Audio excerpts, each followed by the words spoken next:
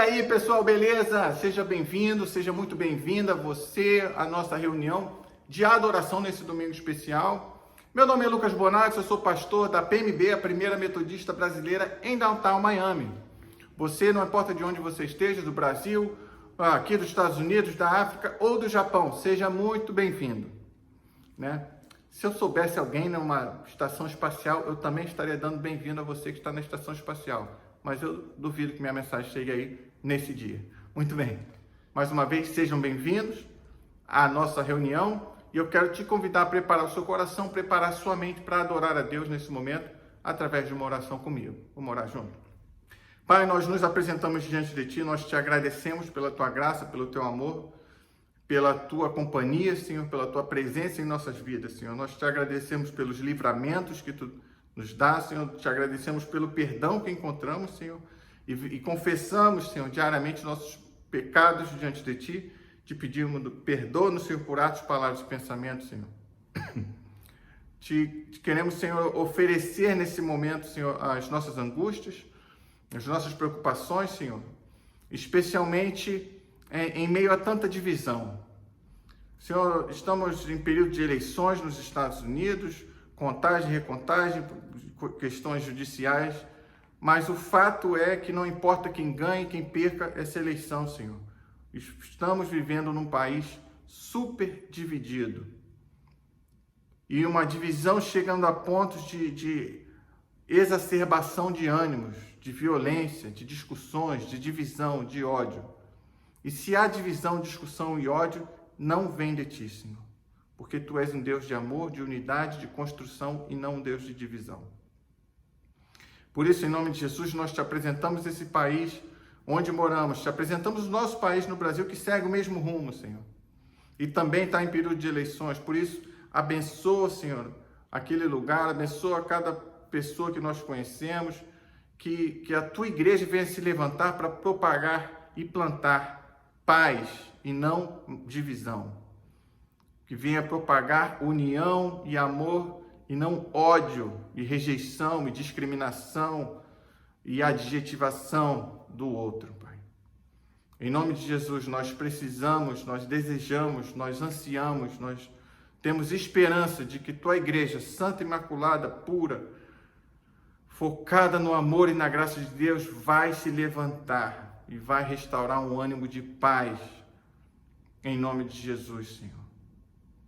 Eu creio que de nós deve vir o exemplo de amor, graça e paz. Por isso eu oro, Senhor, em nome de Jesus. Eu Te apresento nossos irmãos e irmãs com problemas de saúde, com problemas financeiros, com preocupações, com depressão, com angústia, Senhor. Em nome de Jesus, nós clamamos pelo Teu socorro, pela Tua mão, porque nós cremos no Deus Todo-Poderoso, o Deus que criou os céus e a terra, o Deus que abriu o Mar Vermelho, o Deus que guiou o povo de Israel nos momentos mais difíceis, o Deus que livrou o povo de Israel de opressões, de exílio, Senhor. O Deus que enviou Seu Filho para mostrar quanto nos ama, Senhor, para morrer pelos nossos pecados, para nos reconciliar contigo, Deus. Em nome de Jesus, eu Te peço, Senhor, por cada pessoa sofrendo, por cada tipo de sofrimento, peço pela Tua mão, pelo Teu toque de graça, poder e transformação e livramento em nome de Jesus, Senhor. Agora recebe, Senhor, prepara nosso coração, nossa mente para que nós possamos ouvir de Ti nesta manhã, através dos cânticos, através da mensagem, e que nossa vida possa ser transformada, santificada e edificada através da Tua palavra, em nome de Jesus. Amém e amém.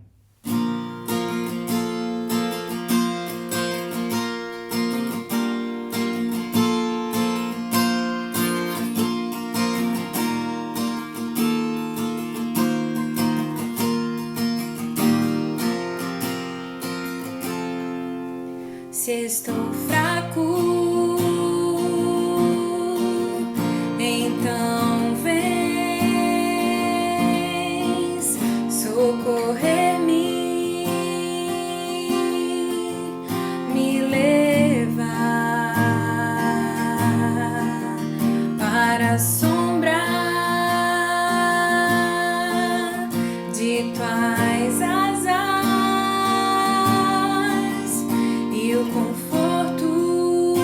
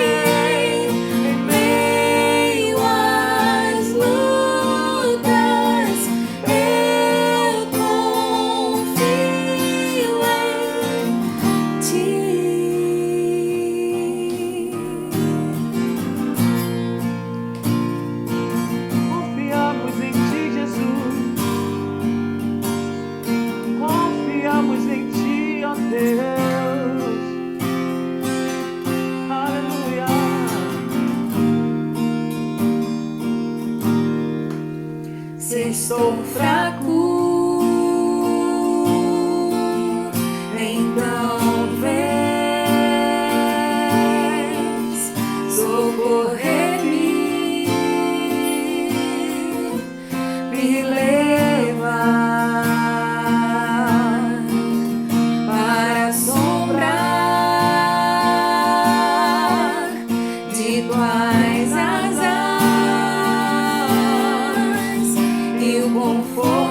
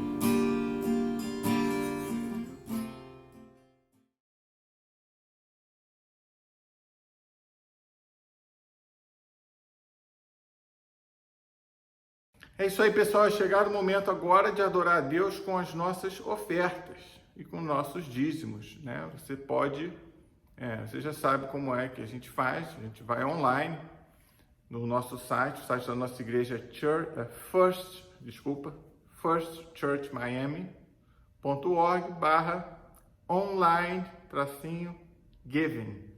Tá aí na tela, fácil de fazer. Eu quero te agradecer, né? Você sabe a alegria que nós temos de poder contar com a sua generosidade e a alegria de ver, de saber que Deus tem abençoado a sua vida e que você consegue e tem aprendido, desenvolvido essa disciplina espiritual de adorar a Deus, inclusive com os seus recursos.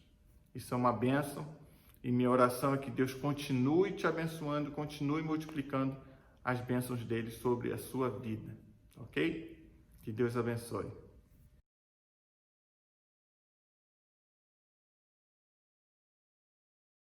Muito bem, pessoal, isso é chegada a hora da nossa mensagem. Hoje é a quarta mensagem da nossa série Investimentos de Alto Rendimento e hoje a gente está falando em investir no capital intelectual. Já falamos do capital espiritual, capital de relacionamento, capital físico, tem muito a ver com o uso do tempo também, tudo que é material na nossa vida. E hoje vamos falar do capital intelectual, que basicamente se relaciona ao conhecimento e à criatividade, né? Tudo que gira em torno de conhecimento, a necessidade que a gente tem de adquirir conhecimento e a necessidade de sermos criativos, especialmente para superar dificuldades, né? Especialmente nesse momento que nós vivemos, momento de dificuldades de diferentes tipos. Então, eu penso que, eu quero que você guarde isso, que a criatividade é a principal ferramenta em tempos de crise, né? E eu quero ler com você hoje a palavra de Deus, carta de Paulo para Filemon, que diz assim: Eu, Paulo, prisioneiro de Cristo Jesus, escrevo esta carta junto com o nosso irmão Timóteo a Filemon, nosso amado colaborador, a irmã Áfia, a Arquipo, nosso companheiro de luta, e a igreja que se reúne na casa de Filemon. Que Deus, nosso Pai e Senhor Jesus Cristo, lhes dê em graça e paz. Sempre dou graças a Deus por você, Filemon, em minhas orações, pois ouço com frequência de sua fé no Senhor Jesus e de seu amor por todo o povo santo. Oro para que você ponha em prática a comunhão que vem da fé, à medida que entender e experimentar todas as coisas boas que temos em Cristo. Seu amor, meu irmão, tem me dado muita alegria e conforto, pois sua bondade tem revigorado o coração do povo santo. Ou seja, Filemão investia no povo de Deus, no crescimento espiritual do povo de Deus que se reunia na casa dele. Então, Paulo está muito feliz com tudo isso. Por isso, ainda que pudesse exigir em Cristo que você faça o que é certo, prefiro lhe pedir um favor com base no amor. Eu, Paulo, já velho e agora prisioneiro de Cristo Jesus, suplico que demonstre bondade a meu filho Onésimo. Olha aí, aqui está o pedido dele. Suplico que demonstre bondade a meu filho Onésimo. Eu me tornei pai dele na fé quando estava aqui na prisão. Ou seja, Paulo estava preso por pregar o evangelho. Onésimo foi preso também por alguma razão e lá se converteu através da pregação de Paulo. Onésimo não lhe foi de muita utilidade no passado, continua Paulo, mas agora é muito útil para nós dois. Eu o envio de volta a você e com ele vai meu próprio coração. Gostaria de mantê-lo aqui comigo enquanto estou preso por anunciar as boas novas. Assim ele me ajudaria em seu lugar, ou seja, ele faz para mim o que você faz para mim. Ele abençoa a igreja, os discípulos de Cristo aqui ao meu redor, assim como você abençoa as pessoas aí na sua casa. A igreja de Cristo se reúne na sua casa. Mas eu nada quis fazer sem seu consentimento. Meu desejo era que você ajudasse de boa vontade e não por obrigação. Olha a semente. E aqui vem a parte muito importante, parte final. Ao que parece, você perdeu Onésimo por algum tempo, mas agora vai ganhá-lo de volta para sempre. Ele já não é um escravo para você. É mais que um escravo, é um irmão amado. Especialmente para mim. Agora ele será muito mais importante para você, como pessoa e como irmão no Senhor. Portanto, se você me considera seu companheiro na fé, receba a Onésimo como receberia a mim. Palavra do Senhor. Muito forte essa palavra, já dá vontade de começar a comentar a palavra, mas antes eu quero passar por outros pontos. Eu lhes dizia que a criatividade é a principal ferramenta para a gente em tempos de crise. Por quê, querido? Porque nós vivemos tempos de crise. Não só agora por causa da pandemia. Nós vivemos, faz parte da existência humana, né? O sofrimento é uma realidade, as pessoas sofrem. Você já sofreu em algum nível. Se não está sofrendo agora, você já sofreu algumas coisas. Você já sofreu decepção amorosa, você já sofreu algum tipo de dor física, talvez dor emocional, né? Você já sofreu, por exemplo, por perder um amigo, talvez você esteja sofrendo com medo de um problema de saúde seu ou de alguém da sua família, né? O sofrimento é um dado da realidade, né? Sem falar nas ameaças externas, né? Ou a gente tem medo da violência. Alguns de vocês largaram o Brasil, vieram morar nos Estados Unidos por medo da violência, verdade ou mentira? Né? A gente tem medo da doença. São várias coisas que causam ansiedade e sofrimento nas nossas vidas, né? A gente tem medo de crise financeira, a gente tem medo de perseguição. Mas o que eu quero dizer é o seguinte, que o sofrimento é um dado da realidade, o sofrimento existe, e a gente tem 3 maneiras de encarar o sofrimento. A gente pode ficar parado reclamando, com raiva do mundo, porque a gente está sofrendo. A gente pode chorar, né? Ficar deprimido. Eu não estou diminuindo essas reações, são reações que acontecem com todos nós. Mas tem uma reação que é mais saudável, que é a reação criativa, que é você buscar soluções para aquela situação que você está vivendo, né? Para você superar, às vezes para você conviver com o sofrimento, mas às vezes para você superar. Que isso, pastor? Conviver com o sofrimento? Tá amarrado, pastor. Amarrado, sou liberto em Cristo Jesus, não vou sofrer, vou viver com sofrimento. Meu querido, minha querida, quantos de vocês são diabéticos e dependem de remédio para viver a sua vida?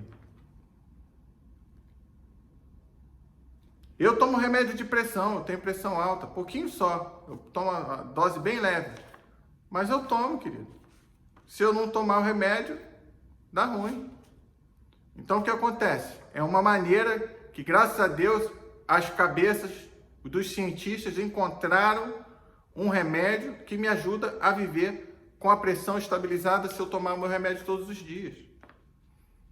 Nem sempre a gente supera os nossos problemas. A gente, às vezes, aprende a conviver com eles. Tá certo? Dado da realidade. Tá? Enfim. Vou te dar outro exemplo, mais histórico. A igreja primitiva, você sabe disso. Paulo, nessa carta, estava onde? Preso. Preso por quê? Porque eu estava pregando o evangelho. Já velho. Tá? Então, se liga. A igreja, por 300 anos, era uma instituição ilegal. A igreja cristã era perseguida no Império Romano, eram chamados de ateus, já foram chamados de canibais, porque na ceia a gente fala o sangue e o corpo de Cristo, né? Então eles eram perseguidos, assassinados, jogados na arena. Perseguidos de verdade. E aí sabe uma coisa que eles começaram a fazer? Porque eles se reuniam em casas no início. Mas chega um momento que as casas estavam sendo invadidas pelas forças do Império Romano. Então eles tiveram que achar um outro lugar para se encontrar. Sabe onde eles iam se encontrar? Nos cemitérios. E aí a igreja passava a se reunir ali dentro, escondida. Porque raramente uma força policial do Império ia procurar alguém dentro dos cemitérios. E sabe o que eles faziam dentro dos cemitérios? Adoravam a Deus. Criatividade para tempos de crise, querido. A gente aqui, vou dar um exemplo modesto, né?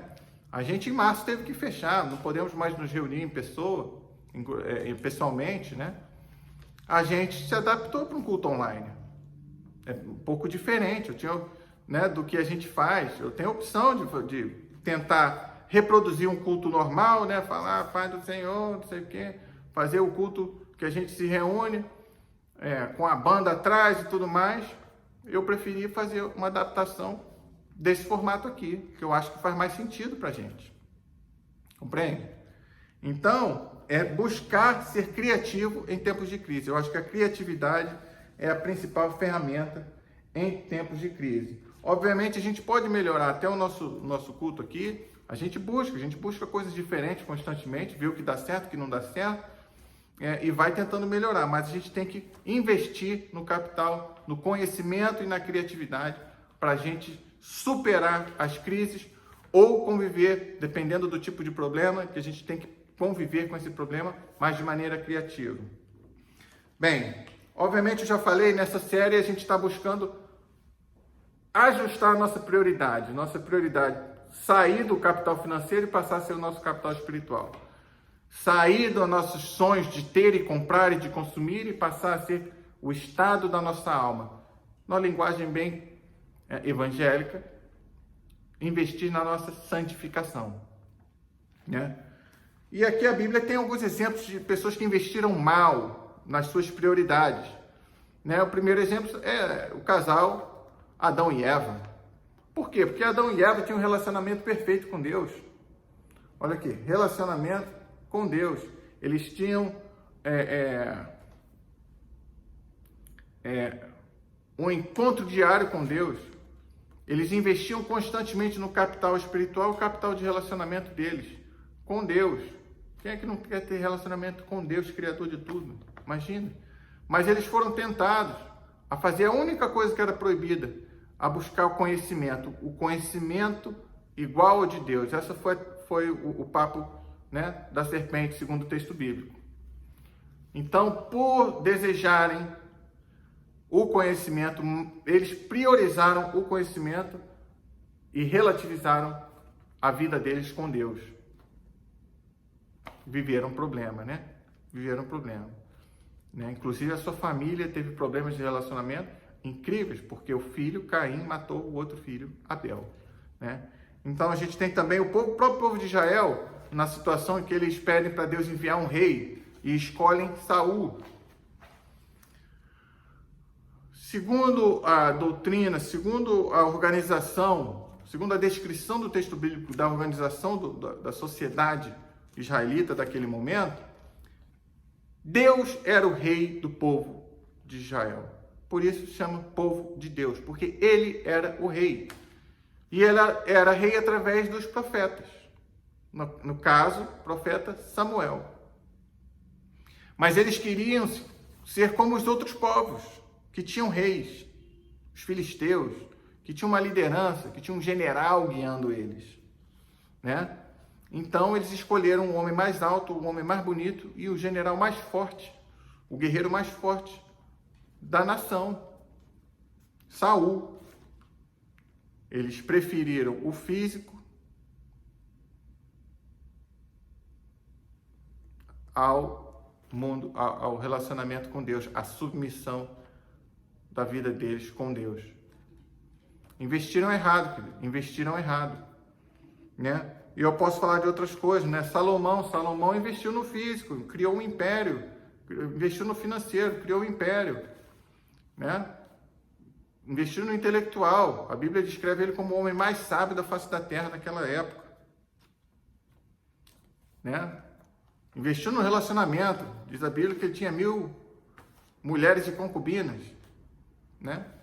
E ele perdeu o relacionamento dele com Deus. Então a gente tem que rearranjar isso aqui. Então por isso a gente está oferecendo essa sugestão para você, que você invista na sua salvação, na sua santificação, no seu relacionamento com Deus, no seu relacionamento com as pessoas, seu capital de relacionamento, no seu corpo e no manejamento, no gerenciamento do seu tempo, né? Capital físico, e hoje a gente está falando do capital intelectual. O último, que é muito importante, mas é o último em valor de importância, é o capital financeiro, né? Muito bem.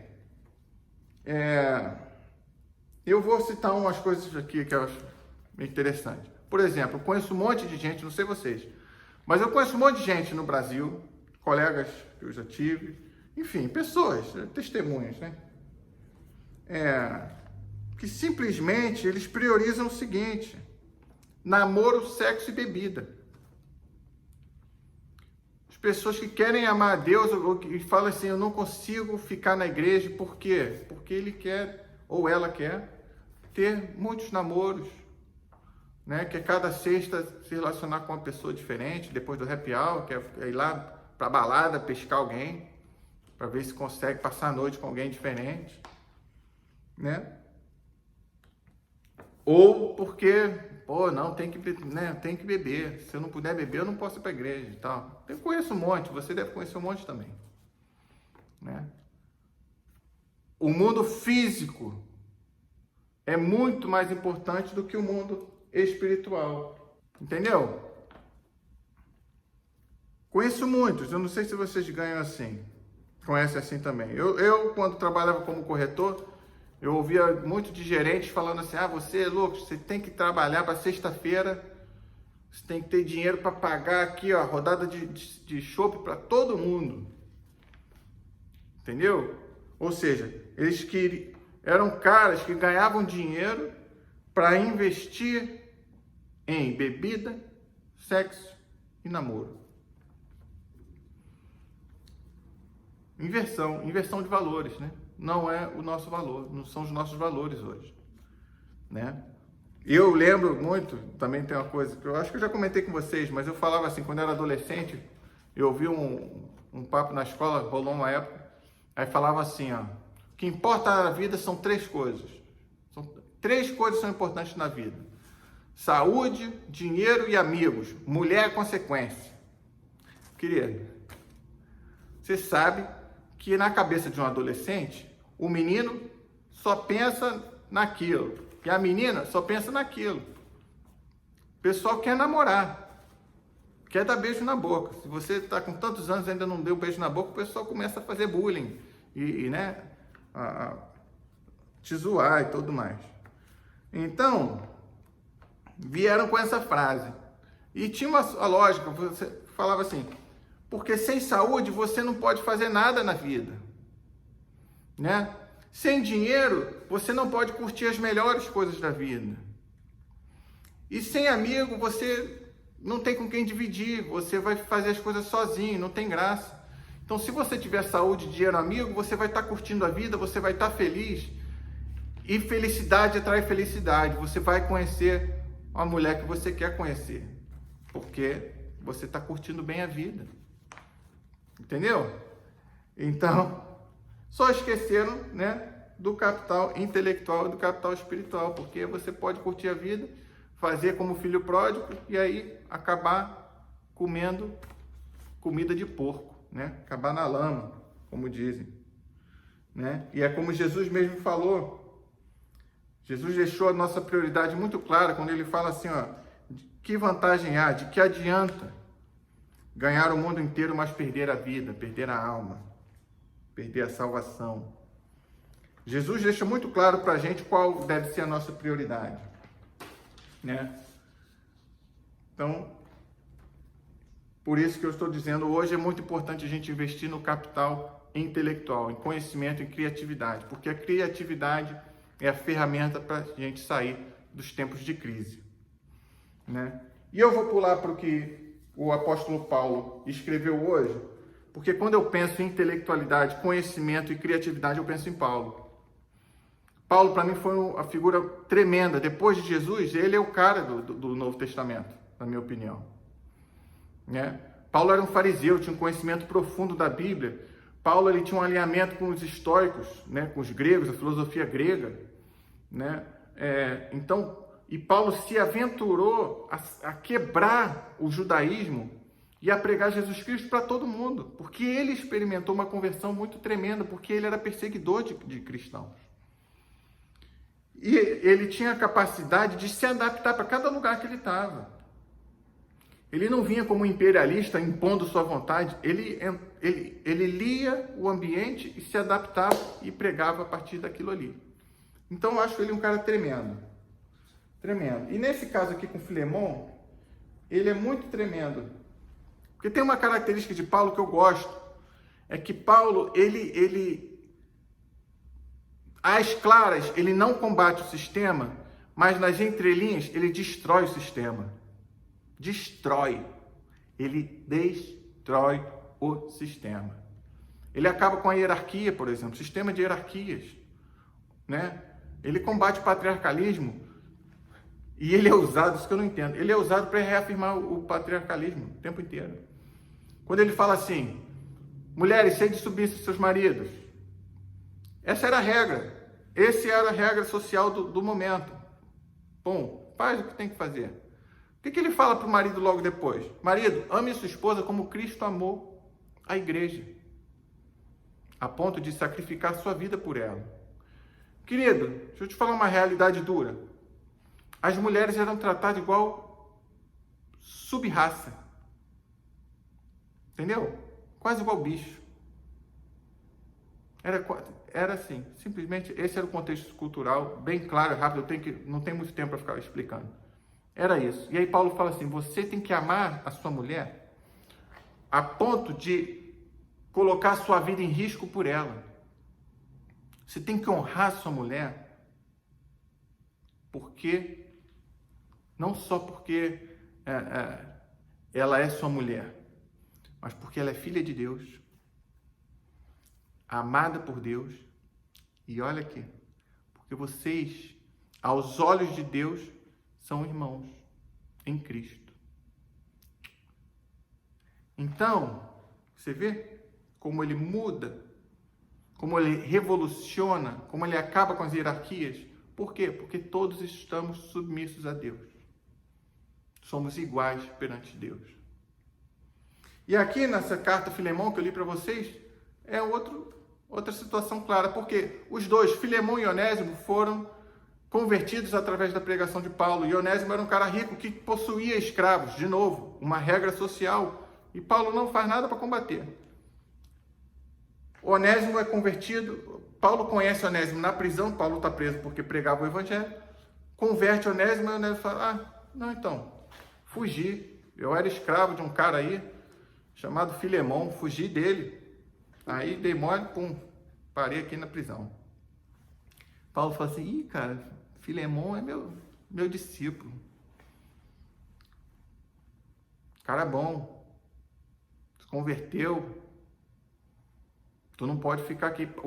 Onésimo estava ajudando Paulo ali, ó, a criar uma igreja na região. Mesmo Paulo preso, ou seja, Paulo preso, Onésimo saiu da prisão e ficava ajudando ele. Aí o que acontece? Paulo fala assim, você tem que ir lá, porque você fugiu, não pode fugir não. Você fugiu, volta para Filemão. E aí ele escreve essa carta para Filemão e com uma esperteza de Paulo, ele fala, escrevo para Filemão e lista outras pessoas e fala, e para a igreja que se reúne na casa de Filemão. Por quê? Para ter um grupo para enquadrar Filemão, para que Filemão fizesse o correto aos olhos de Deus, o que um cristão deveria fazer.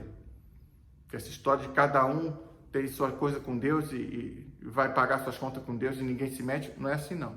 Não é o que o texto bíblico nos ensina. A igreja é sempre chamada a confrontar os líderes nas decisões, nas posturas deles. A postura ética dos seus líderes. Isso é Bíblia, querido. Isso é Bíblia, querida. Sinto muito. Então, o que Paulo fala? Filemão, Onésimo não é mais seu escravo, ele é seu irmão.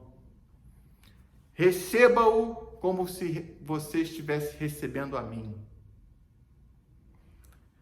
Por quê? Se Onésimo era escravo, fugido, Filemão tinha o direito legal de punir Filemão.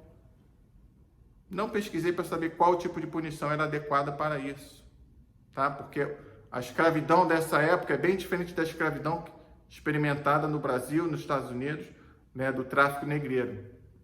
É bem diferente. Né? É só você lembrar do filme O Gladiador, o general Maximus era um escravo e era um general, com posses, com riquezas, mas era um escravo. Então, assim, outro dia a gente pode falar de escravidão, mas é diferente. Então, Paulo acaba com a hierarquia senhor-escravo, ele coloca eles iguais. Ele era um líder da igreja aqui para mim, útil para mim, como você foi útil para mim aí. Receba ele como seu irmão e trabalhem juntos para o reino. Basicamente é essa a mensagem de Paulo. Então, a criatividade de Paulo é tremenda, porque o conhecimento que ele tinha, ele usava de maneira criativa para apontar as pessoas para Deus.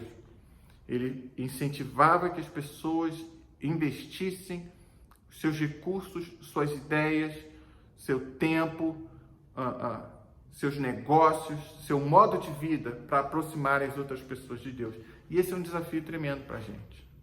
Esse é um desafio. O mundo viveu experiências dessa ética nos grandes avivamentos. Nos grandes avivamentos. Houve na mudança do século XIX para o XX, houve um boom de leis trabalhistas e tudo, muito, muito influenciado pela ética cristã. Porque o indivíduo ia trabalhar sendo cristão, passava a tratar o patrão como se fosse a Cristo, vamos dizer assim, como se fosse a Paulo, vamos usar aqui o texto. E os patrões cristãos tratando seus empregados como se fossem Paulo, como se fossem um apóstolo. Então imagina se isso fosse uma realidade no nosso meio, querido. Imagina você, homem e mulher de negócio, se você tratasse os seus empregados como discípulos e discípulas de Cristo. Duvido que você ia dar salário de fome para eles, querido. Duvido que você ia chamar alguém para limpar o quintal e oferecer um prato de comida ao invés de oferecer um salário para a pessoa. Entendeu? Duvido que se você olhasse seu patrão com respeito, como um irmão em Cristo, você ia passar a perna em alguém, você ia roubar coisas do seu patrão, da sua patroa. Queridos, nós somos chamados como igreja para revolucionarmos o mundo, simplesmente porque somos discípulos e discípulas de Jesus. E isso é tremendo. Nosso mundo precisa da gente nesse momento. Momentos de eleição, de divisão, de briga, de disputa. Querido, já falei, não me interessa a sua posição política. Me interessa se você for para o extremo. Porque o cristão tem o papel, tem o chamado, tem o convite, tem o peso moral e espiritual de tratar o outro como irmãos, como irmãs. Então, a partir do momento que você entra por uma área de extremismo, que quer anular, eliminar o que pensa diferente de você, você deixa de ser cristão. Ponto. Então, nosso papel é semear paz, semear amor, semear reconciliação. E o mundo precisa da nossa criatividade. O mundo precisa do nosso conhecimento de Deus para a gente abençoar e não amaldiçoar o nosso tempo. E Deus está te chamando, Deus está me chamando, Deus está nos convidando a investirmos nosso tempo no nosso espírito, no nosso físico e no nosso intelecto, para que a gente possa abençoar não só as nossas vidas, mas a vida daqueles que convivem com a gente. Minha oração é que Deus continue a falar no teu coração e que você venha responder de maneira positiva a esse chamado em nome de Jesus.